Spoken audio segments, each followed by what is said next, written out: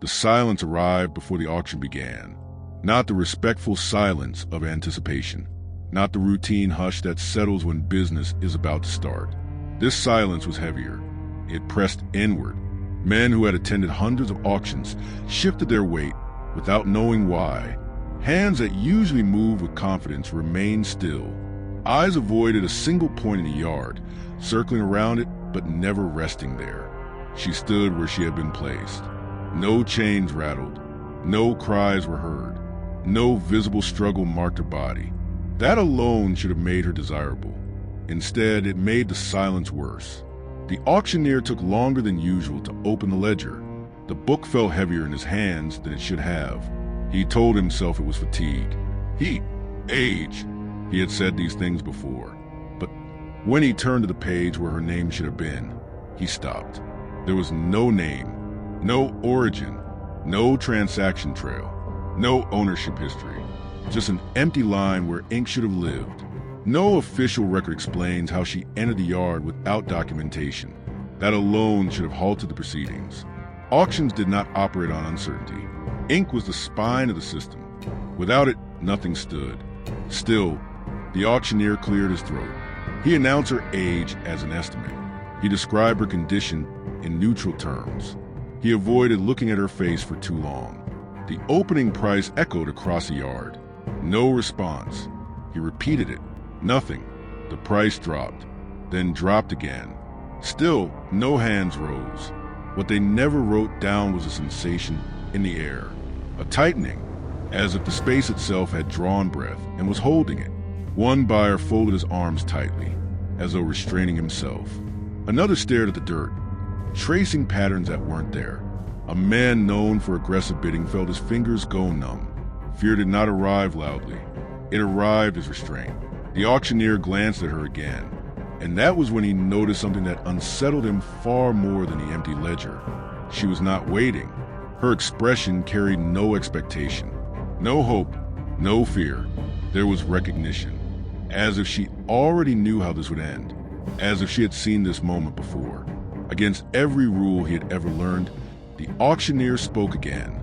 Lower, slower. He said something that was never meant to leave the ledger. What followed was not recorded. Chairs scraped back suddenly. Boots turned. A breathless prayer slipped from someone's mouth, unfinished. Within minutes, the yard was clearing. The auction ended without a single bid. And that night, the silence followed everyone home. Auctions did not fail like this. When they failed, the reasons were obvious.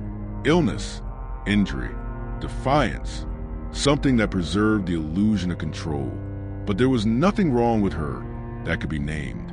What they never wrote down was how much the system depended on not knowing, on pretending that everything could be explained if one looked closely enough.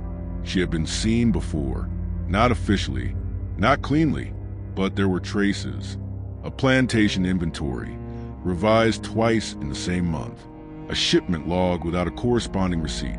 A letter that ended abruptly, the ink fading mid-sentence. She passed through here. That phrase appears once. Only once. Scribbled in the margin of a private ledger not meant to survive. It offers no description. No name. No direction. Only acknowledgement.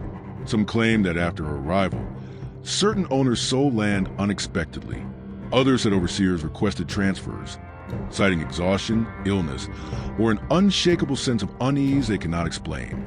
These accounts were dismissed. Superstition, coincidence, until the auction. One buyer, still young enough to believe confidence could override instinct, later admitted he tried to raise his hand. He said it felt as though his arm no longer belonged to him. It wasn't fear of her, he said years later. It was fear of what the bid would mean. Another witness described a different sensation, as if the yard contained more people than were visible, as if something unseen was present, listening. That night, the auctioneer replayed the moment he broke protocol.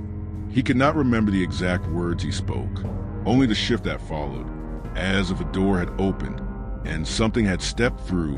What he revealed was not a secret about her alone. It was a fracture in the system itself. Something that should not have existed, but did. She was removed from the yard. not taken with the others. No order was written, no document signed. She was led to an old storage building at the edge of the property, a place long used for things awaiting decision.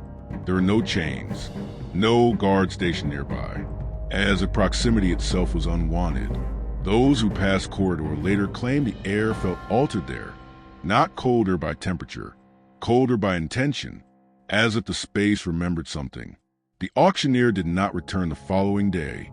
He claimed illness, but when an assistant visited his home, he found a ledger open on the table. The auctioneer sat motionless, staring at a single page. The empty line was no longer empty. A note had appeared, short, precise, already accounted for.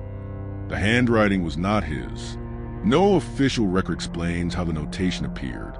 The auctioneer closed the book with shaking hands. He never conducted another sale. He resigned quietly, then left the city.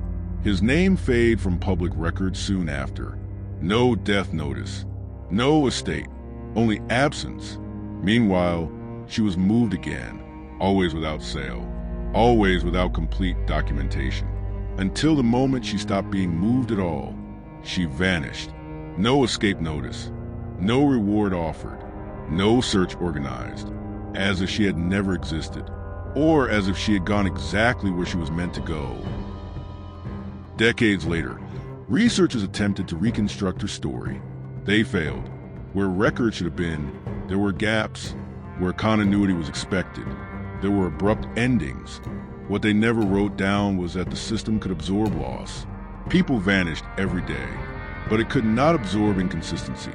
She was an inconsistency given form. A retired accountant once described reviewing old ledgers and finding references that led nowhere. Names crossed out, totals that refused to balance. It was like someone was paying a debt no one could see, he said. But debts require creditors, and no record identifies one. Patterns, however, remained. After that auction, procedures changed quietly. Buyers demanded full documentation. Auctioneers avoided presenting anything without complete histories. Questions stopped being asked, because questions create echoes, and echoes sometimes answer back.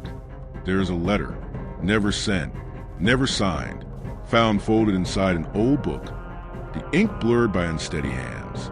It reads, "She was not unowned. She was impossible to own." The sentence ends there. Below it, nearly illegible, something has been scratched out. Some accounts are not ours to close.